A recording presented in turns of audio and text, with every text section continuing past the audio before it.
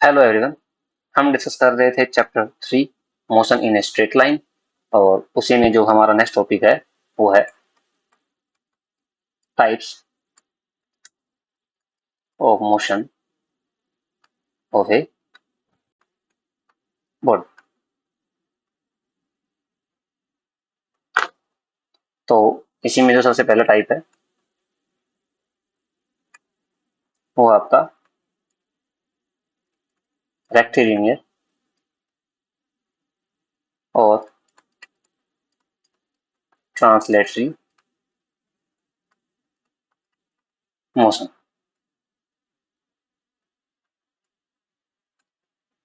तो इसमें जो है पहले रेक्टिलिनियर मोशन पढ़ते हैं।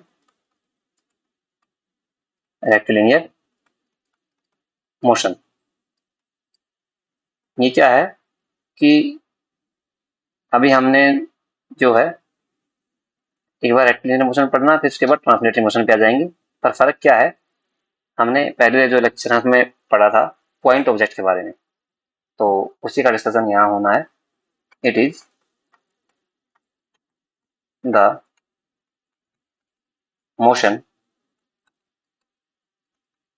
इन विच ए पार्टिकल और पॉइंट मास बॉडी, यानी कि यहाँ पे हम पॉइंट मास बॉडी कंसिडर कर रहे हैं। Point mass body is moving along a straight line, यानी कि कोई पॉइंट ऑब्जेक्ट, अगर आपके पास कोई पॉइंट ऑब्जेक्ट है और अगर वो स्ट्रेट लाइन में मूव कर रहा है तो हम उसको बोलेंगे कि जो ये देखो पॉइंट ऑब्जेक्ट है। पॉइंट ऑब्जेक्ट अगर वो स्ट्रेट लाइन में मूव कर रहा है तो हम उसको बोलते हैं रेक्टिलिनियर मोशन। पर ट्रांसलेटरी मोशन किसे कहेंगे?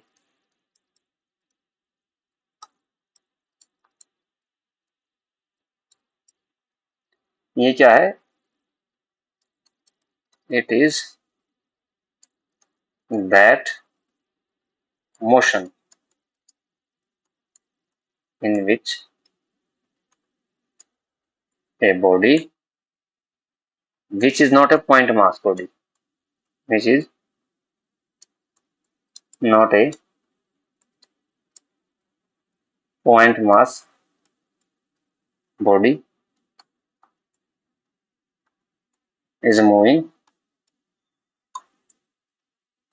such that all constituent particle, all its constituents particles move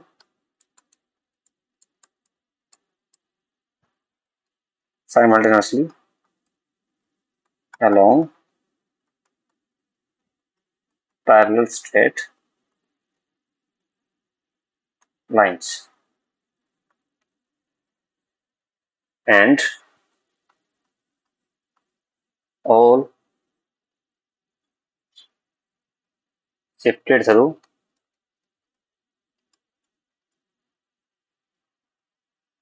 equal distances in a given time। Interval लिख सकते हैं, टाइम इंटरवल। तो इसमें क्या है कि ये जो आपका ट्रांसलेटरी मोशन है, आप इसमें एक सिंगल पार्टिकल या पॉइंट मास बॉडी नहीं कंसिडर करते हैं। आपके पास मान लीजिए एक ब्लॉक है और कुछ टाइम बाद शिफ्ट होकर के यहाँ आ गया सेम ब्लॉक। इसके अंदर बहुत सारे कंस्टेंट पार्टिकल हैं, उसमें से मैं एक पॉइंट ए ले लेता हूँ, एक पॉइंट बी ले लेता हूँ, एक पॉइंट सी ले लेता हूँ। तो आप देखेंगे कि ये जो बी है अभी ये शिफ्ट होकर के यहाँ आ गया है, और ये जो ए है ये शिफ्ट होकर के यहाँ कहीं आ गया है। मैं कोशिश कर रहा हूँ कि ऑलमोस्ट देखो इक्वल ही कंसिडर हो।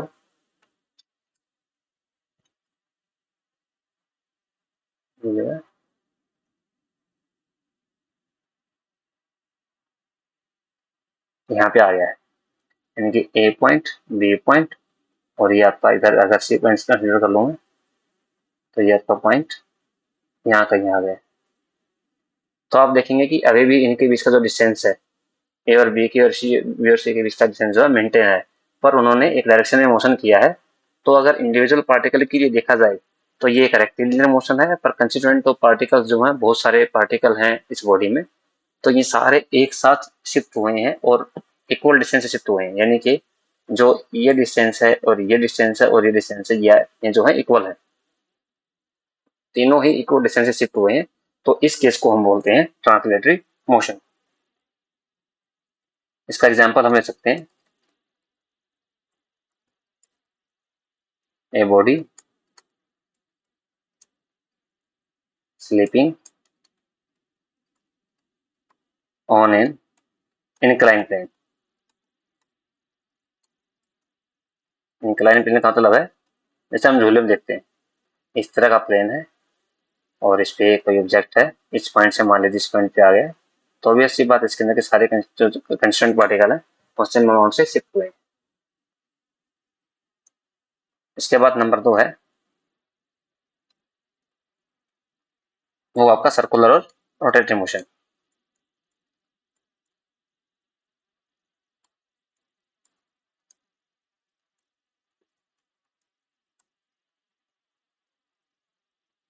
यहाँ पर सर्कुलर और रोटेटरी मोशन, इसमें भी हम वन बाय वन डिस्कस करते हैं। पहले सर्कुलर मोशन।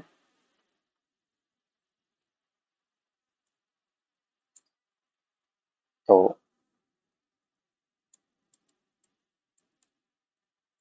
सर्कुलर मोशन, इसमें क्या है, it is the motion in which a particle और एक पॉइंट मास, एक पार्टिकल हो, एक पॉइंट मास बॉडी हो, क्योंकि पार्टिकल का साइज भी बहुत स्मॉल होता है, तो उसे हम पॉइंट मास बॉडी कंसिडर कर सकते हैं। जनरली हम उसको स्मॉल ही कंसिडर करते हैं। Moving on a circle about a fixed point which is the center of a circle. ये कह रहा है कि आपके पास एक ये सेंटर है, इससे कोई एक्सिस पास हो रही है, और इस सेंटर से एक फिक्स डिस्टेंस पे एक पार्टिकल जो है वो रोटेट कर रहा है और सर्कुलर मोशन कर रहा है।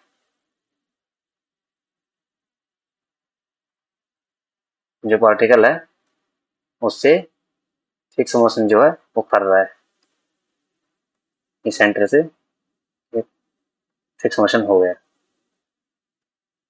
तो इस केस में क्या हुआ कि जो डिस्टेंस ट्रेवल करेगा, यानी कि इस सेंटर से हमेशा ये इक्वल डिस्टेंस पे रहेगा और एक पाथ ट्रेस करेगा। अगर इस तरह की सर्कुलर मोशन है, इस तरह की अगर मोशन है, उसको तो हम सर्कुलर मोशन बोलते हैं।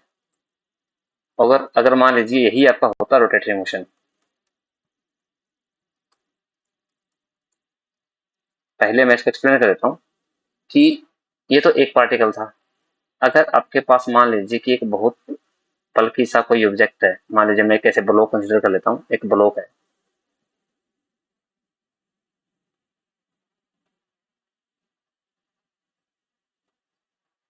और ये इसका सेंटर है। अब इस सेंटर से क्या हो रहा है कि एक पार्टिकल यहाँ है ए, एक पार्टिकल यहाँ है बी, और अगर ये ब्लॉक इस डायरेक्शन में रोटेट कर रहा है, तो ये पार्टिकल जो पाथ ट्रेस करेगा ऐसे, जैसे हमने ऊपर ड्रॉ किया था इस तरीके से। ये तो सर्कुलर नहीं बना है, सर्कुलर इसको आप कंसिडर कीजिए, और एक आपका जो है इस तरीके से ऐसे। इसको एक बार जरा डिजाइन थोड़ा सा ठीक कर लेते हैं इसका। यहाँ से जो पार्टिकल गया है उसने भी सर्कुलर पाथ ट्रेस किया है।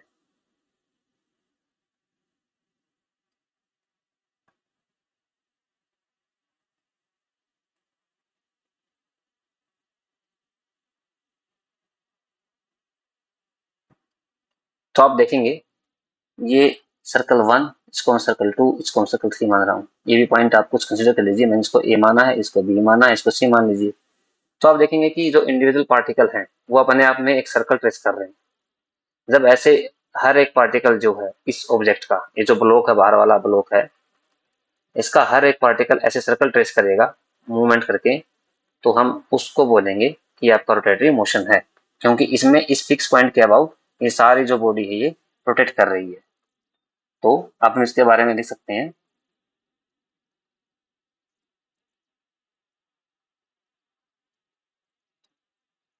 when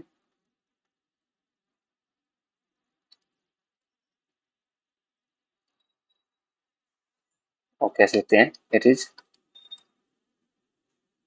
that motion in which a body which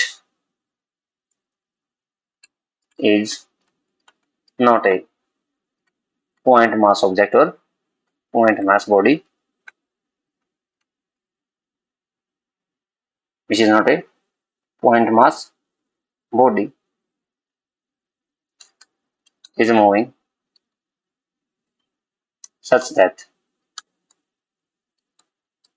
all its constituent particles move simultaneously along concentric circles whose centers lie on a line called the axis of rotation, and shift through equal angles in a given time। ये equal angle क्यों कह रहे हैं? क्योंकि equal angle इसलिए कह रहे हैं, इसको ड्रॉ करके दिखाता हूँ मैं, कि जो आपके सर्कल फॉर्म हुए हैं, मान लीजिए एक सर्कल ये है, एक सर्कल आपका ये फॉर्म हुआ है,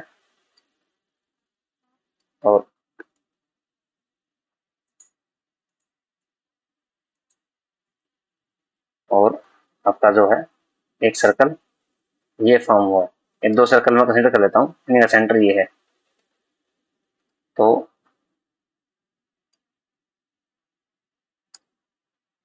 अगर मान लीजिए एक ऑब्जेक्ट पहले यहाँ था, ए यहाँ था और बी यहाँ था, ये कुछ टाइम बाद ए यहाँ पहुंच गया और बी यहाँ पहुंच गया, तो जो ये एंगल है, ये वाला एंगल और ये जो बाहर वाला एंगल है, ये एंगल जो है, एंगल्स आर इक्वल, यानी कि जो एंगल ट्रेस हुआ है वो इक्वल हुआ है।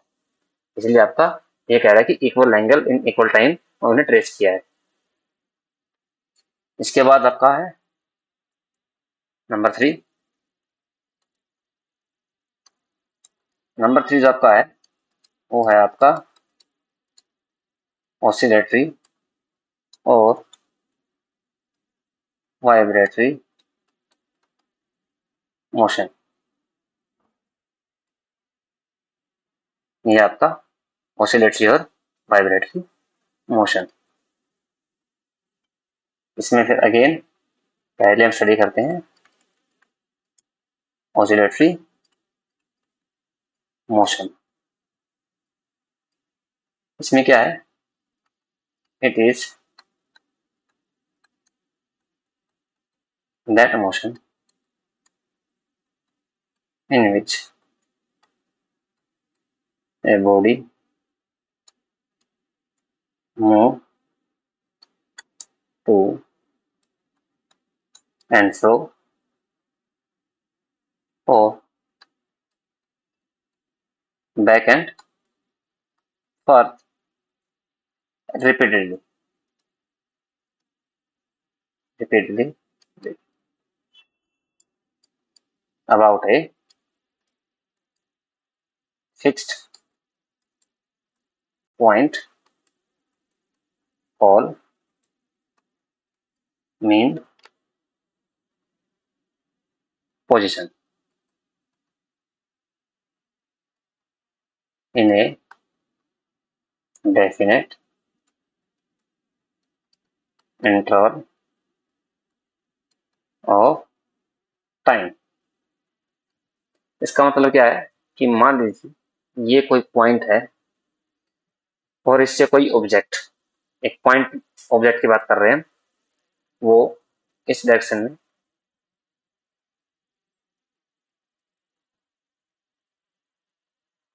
सॉरी इसमें पॉइंट ऑब्जेक्ट की बात हम नहीं कर रहे क्योंकि इसमें हम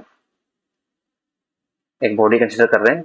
तो इसमें क्या है कि आपका मान लीजिए बॉडी इस डायरेक्शन में गया और फिर यहाँ से वापस आया और इतना ही फिर इधर गया और फिर वापस इसी पॉइंट पे आ गया, यानी कि यहाँ से यहाँ वापस यहाँ और वापस इस पॉइंट पे आ गया।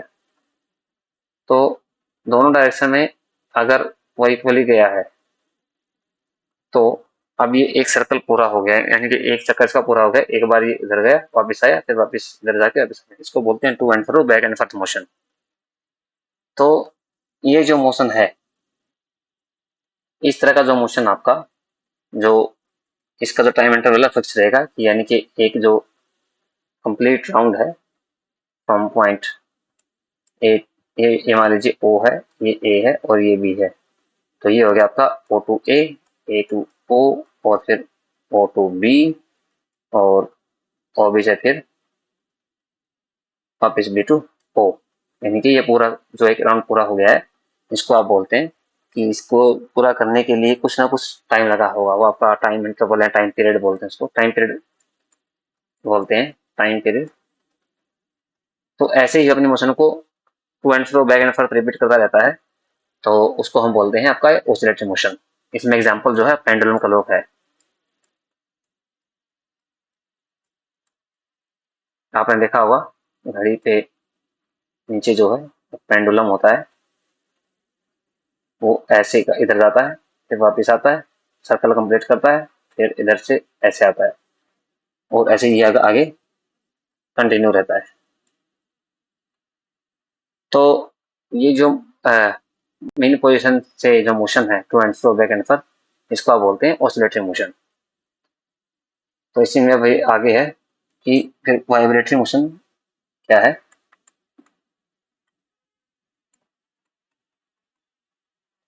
वाइब्रेटरी मोशन में क्या है कि जो आपका भी मोशन हमने जो कंसिडर किया है, जब मेन पोजीशन से कोई ऑब्जेक्ट शिफ्ट होता है, जो मैक्सिमम जहां तक शिफ्ट होता है, इसको हम बोलते हैं एम्पलीट्यूड। ये मेन पोजीशन है, ये मान लीजिए पॉइंट ए लिया था हमने, तो ये जो ए ओ ए हो गया इधर यहाँ तक, ये आपका यहाँ से यहाँ तक जो है एम्पलीट्यूड हो गया। अगर ये बहुत स्मॉल हो, if the oscillatory motion has a very small amplitude, then it is said to be vibratory motion। अगर ऑसिलेशन जो है उसका जो एम्पलीट्यूड बहुत स्मॉल हो जाएगा, मतलब कि अगर पेंडुलम को ही कंसीडर करूँ मैं, तो बिल्कुल इस मेन पोजीशन से बिल्कुल हल्का सा डाइवेट होगा, ज्यादा डाइवेट नहीं होगा। तो इस तरह की जो मोशन होगी इसको हम बोलेंगे वाइब्रेटरी मोशन। इसका एग्जांपल होता है ट्यूनिंग फोर्क होता है इस शेप का, उसको अगर हम किसी चीज से हिट करते हैं,